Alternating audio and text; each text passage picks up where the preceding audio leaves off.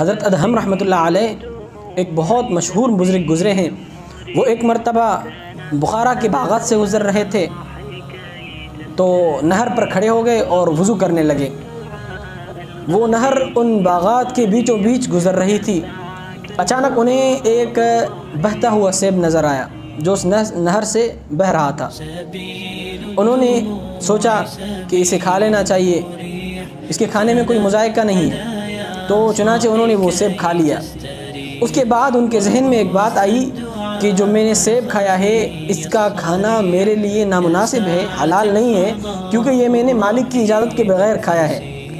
اس خیال کو انہوں نے اپنے ذہن میں رکھا اور چل دیے تاکہ اس کے مالک کے پاس جائیں اور اس سے اس کی اجازت لی جائے تاکہ یہ حلال ہو جائے۔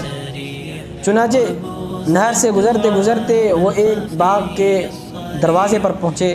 انہوں نے دروازہ کھٹکھٹایا، اندر سے ایک باندھی باہر آئی، اس سے دریافت کیا تو اس نے بتایا کہ یہ باغ ایک عورت کا ہے۔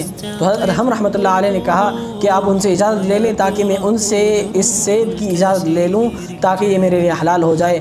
تو اس عورت نے کہا کہ میں نے اپنے حصے کا تو آپ کو معاف کر دیا، لیکن اس باغ کے دو حصے ہیں، ایک حصہ میرا ہے اور دوسرا حصہ فلاں بادشاہ کا ہے۔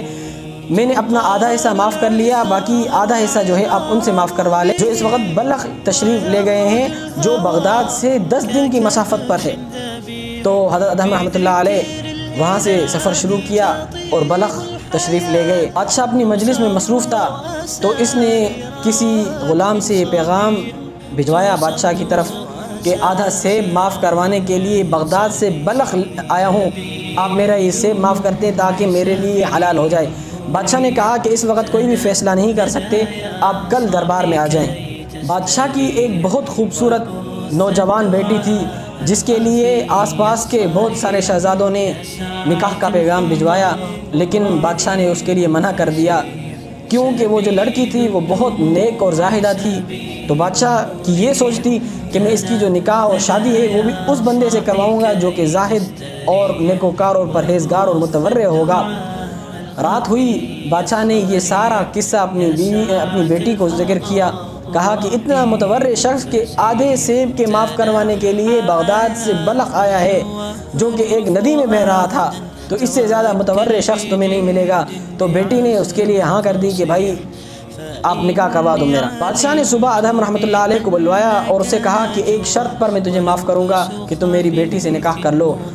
حضرت ادہم رحمۃ اللہ علیہ نے پہلی مرتبہ انکار کیا، نہ چاہتے ہوئے اس نے بادشاہ کو ہاں کر لی اور بادشاہ نے اس کا نکاح اپنی بیٹی سے کروا لیا۔ پہلی رات جیسے ہی خلوت میں آئے تو انہوں نے دیکھا کہ جو عورت ہے، جو بادشاہ کی بیٹی ہے، وہ بہت آراستہ ہے، اس کے اوپر زیورات وغیرہ پہنے ہوئے ہیں اس نے، اور جس جگہ پر انہیں بٹھایا گیا ہے وہ بھی پوری آسائشوں کے ساتھ آراستہ ہے۔ تو حضرت ادہم رحمۃ اللہ علیہ سائڈ پر چلے گئے، مصلی بچھایا اور نماز میں شروع ہو گئے حتیٰ کہ صبح کی نماز ہو گئی۔